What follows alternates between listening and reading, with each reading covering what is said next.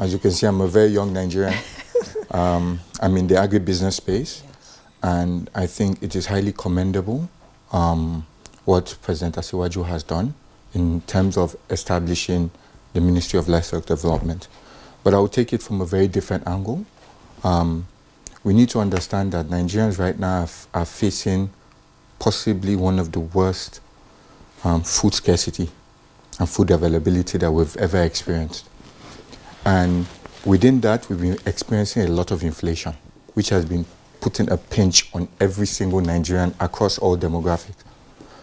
When you look at it within this realm, you actually have to think and say, how do you place Nigeria in terms of a forward-thinking nation to address food security? You know, when you're thinking of national security, food security is actually paramount, because everyone knows an angry man, hungry man, angry man. So within this context, how I'm looking at it as a young Nigerian is, look, Nigeria currently has to pivot away from oil as its primary driver of growth, because we know the challenges that are facing the oil market, and oil demand has peaked.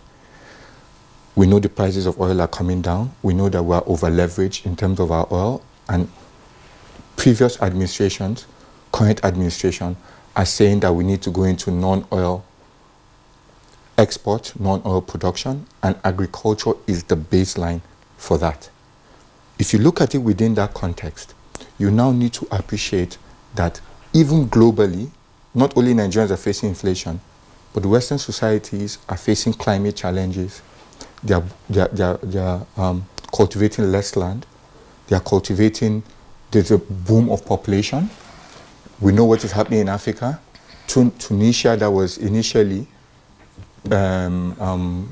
providing livestock resources. Sudan was providing a lot of livestock resources.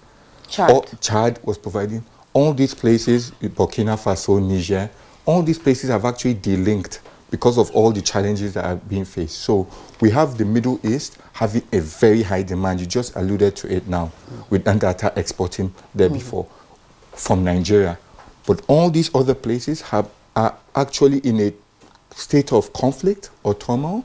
So the food systems have broken down. And we know what's happening with Egypt in terms of the Suez Canal, with the Houthis blocking trade, and why trade routes are becoming very expensive. If you look at it within the global context, Nigeria is actually prime because we're in the Gulf of Guinea. Yes. We actually have access to ports. We can actually export into America, Europe, enter the Mediterranean Sea, and push our actual agro resources in that direction. I want to kind of open the minds of Nigerians that, you know, we always look within. This entire conversation has been watered down to farmer header. It's not, for me, as a young Nigerian, it's not about farmer header. I will explain that as we go along. It's not about farmer header. It is that if you're looking at agric to be the premier driver of growth in Nigeria now, you need to look at agric in two ways. You have crop production and you have livestock. And over the last 2-3 decades, we have lumped it as agriculture, and the focus of the ministry has always been on crop. Most people don't realize, if I ask now, what is the population, what is the ruminant population of livestock in Nigeria? We have everybody always says, oh, Nigeria is 220 million people. Do you know that we almost have 60% of that in livestock, in cows, sheep, horses, ram, poultry, and there's no database. We cannot plan for it. We cannot leverage it. We cannot convert it into value. These things, when you want to now start to make agriculture what it should be, you need to now understand that all these ruminant animals, yes, cattle right now has the focus because of the header crisis, but how won't you have header crisis when you have 220 million Nigerians and 160 million livestock roaming around interstate, going into communities and growing? You would, if you're not able to have a government body that can sit down, organize, track, integrate, develop, and plan, you will have chaos that moves into decades. And me as a young Nigerian, people keep saying, the youth are the future, the youth are the future. The future that is coming forth is chaotic. And I commend President Asiwaju extremely for taking this initiative. For me, this is a very proactive initiative.